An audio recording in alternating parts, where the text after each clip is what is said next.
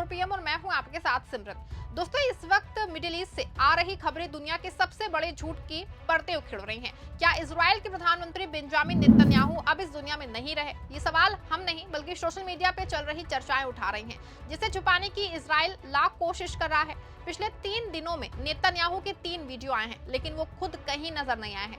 कभी एआई का सहारा लिया जा रहा है तो कभी पुरानी वीडियो को नया बता के परोसा जा रहा है। वहीं दूसरी तरफ जंग के बीच मुस्लिम देशों ने वो यू टर्न लिया है जिसने ट्रंप और नेतन्याहू के होश उड़ा दिए हैं।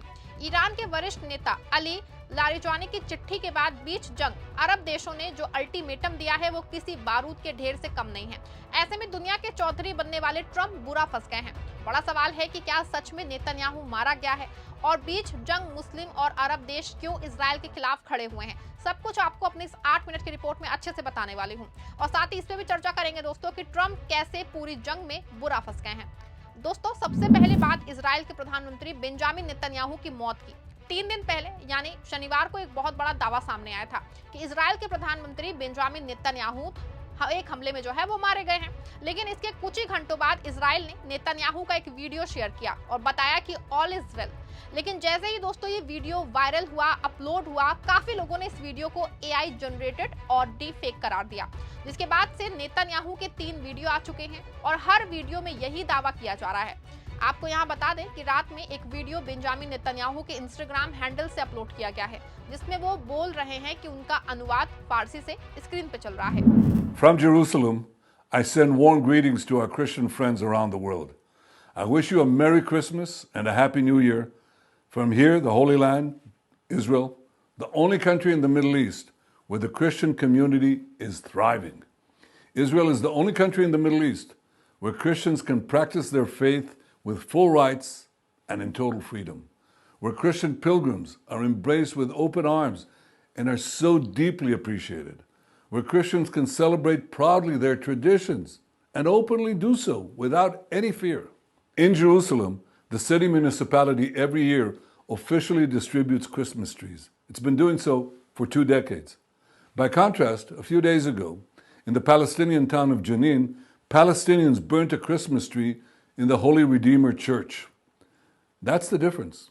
Israel stands up for Christians across the region, wherever they face widespread intimidation and persecution.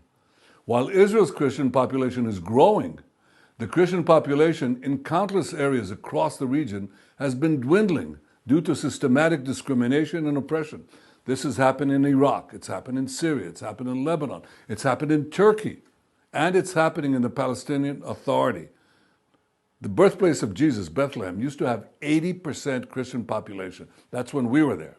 When we left and gave it to the Palestinian Authority, it has since dwindled from 80% to 20%.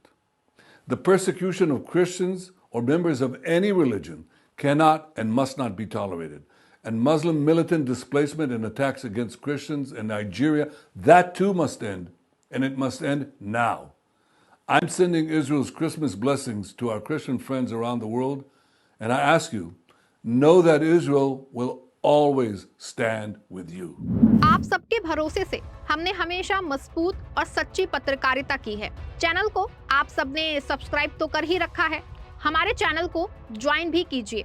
हमारे channel के main page पे जाइए, जहां subscribe लिखा होता है ठीक उसी के बगल में आपको ज्वाइन का विकल्प दिखेगा। ज्वाइन बटन पे क्लिक करके पेमेंट प्रोसेस पूरा होते ही आप हमारे सफर का मजबूत हिस्सा बन जाएंगे। सोशल मीडिया पे दावा किया जा रहा है कि वीडियो में नेतन्याहू के कान का आकार, उनके माथे की वो सिकुड़न और बोलने का अंदाज सब कुछ ये चीख के कर रहा है कि ये नेतन्याहू नहीं बल्कि आर्टिफिशियल इंटेलिजेंस का कमाल है। कुछ लोगों का ये तक दावा है कि ये वीडियो 24 दिसंबर 2025 का है, जिसे एआई टूल्स की मदद से वॉइस चेंज मतलब आवाज बदल के उनके आज का बता के अपलोड किया गया है।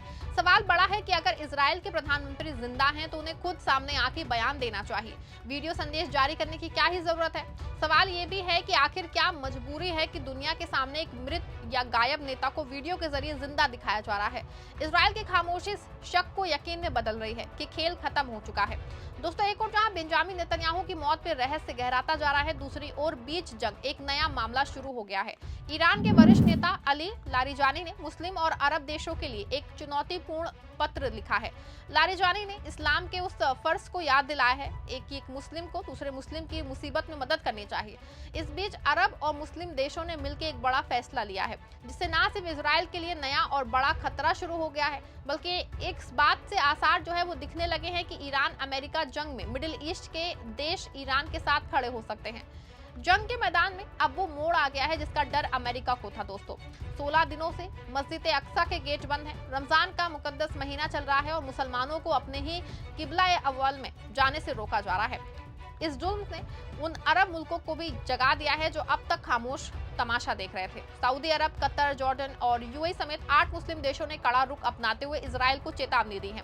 उनका कहना है कि अगर मस्जिद अक्सा के दरवाजे तुरंत नहीं खोले गए तो ये देश सिर्फ बयानबाजी नहीं करेंगे बल्कि इस जंग में सीधे तौर पर उतरने को मजबूर होंगे। वहीं ये यू टर्न है जिसने अमेरिका के डिफेंस एक्सपर्ट्स के माथे पे पसीना ला के रख दिया है।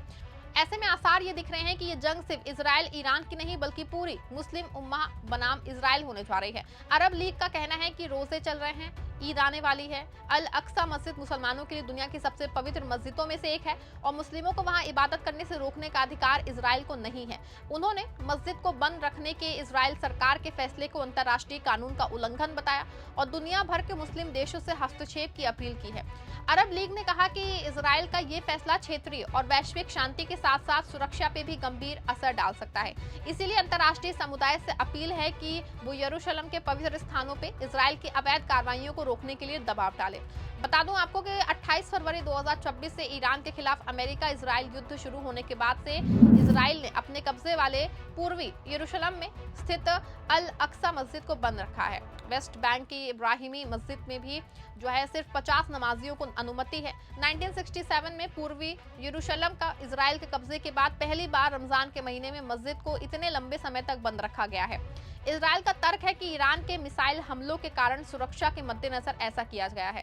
इसी वजह से हजारों फिलिस्तीनी मुसलमानों को सड़कों पर नमाज अदा करने को मजबूर होना पड़ा है, जिससे रमजान के आखिरी 10 दिनों की इबादतें प्रभावित हुई हैं। उधर अमेरिका ईरान जंग का 18वां दिन चल रहा है, लेकिन ईरान अभी तक पूरी तरह सक्रिय है। हालांकि अमेरिकी राष्ट्रपति डोनाल्ड ट्रंप प्रेस कॉन्फ्रेंस में हर दिन दावा कर रहे हैं कि ईरान की वायुसेना और नौसेना खत्म हो चुकी है, लेकिन ईरानी मिसाइलें मिडिल ईस्ट से लेकर के इजराइल तक में गिर रही हैं और होर्मुज वहां तो ट्रंप की सिट्टी पिट्टी गुम है। ट्रंप ने होर्मुज का रास्ता खुलवाने के लिए दुनिया भर के देशों से गुहार लगाई, चीन से लेकर के रूस तक से मदद की भीख मांगी, लेकिन हुआ क्या? जापान ने साफ कह दिया कि नो इंटरफेरेंस, मतलब कोई हस्तक्षेप नहीं। फ्रांस और नाटो के बड़े देशों ने भी ट्रंप का साथ देने से ही इनकार कर दिया। जो ट्रंप कल तक दहाड़ रहे थे कि होर्मुज का रास्ता मैं चुटकियों बजाते ही खुलवा दूंगा, आज वो बुरी तरीके से फंस गए हैं। ट्रंप ने अब उन देशों की आलोचना शुरू कर दी है जिन्होंने उनका साथ नहीं दिया, लेकिन सच तो ये है कि ट्रंप का गुब्बारा फूट चुका है। होर्मुज आज भी बंद है और ट्रंप दर्जनों बार इसे खुलवाने के दावों के बीच दुनिया के सामने झूठ साबित कर चुके हैं, लेकिन अमेरिका की साख आज होर्मुज की लहरों में डूब रही है। दोस्तों, ऐसे में साफ है कि नेतन्याहू का डिजिटल भूत अब और ज्यादा दिन तक लोगों को गुमराह नहीं कर पाएगा। ट्रंप का अहंकार उन्हें ऐसी गलती में ले आया है जहां से वापसी का कोई रास्ता ही नहीं है। एक तरफ मुस्लिम मुल्कों का गुस्सा है, दूसरी तरफ अपनों से मिलना धोखा। इजराइल और अमेरिका का ये गठजोड़ अब अपने सबसे बुरे दौर से गुजर रहा है। क्या नेतन्याहू की मौत की खबर को छिपा के इजराइल अपनी हार को टालने की कोशिश कर रहा है? क्या सच में नेतन्याहू की मौत हो चुकी है? क्या ट्रंप की ये बौखलाहट ही अमेरिका के पतन की शुरुआत है? 2026 के ये जंग का अब उस मुकाम पे वो पहुंच गई है जहां हर दिन एक नया इतिहास लिखा जा रहा है। आपको क्या लगता है? क्या ये वीडियो वाकई एआई जनरेटर था? क्या मुस्लिम देशों का एक कदम जंग का रुख बदल देगा? अपनी राय कमेंट में दीजिएगा, वीडियो को लाइक और शेयर करिएगा। ईरान से जुड़े हर अपडेट्स के लिए हमारे चैनल को फॉलो भी जरूर करिएगा।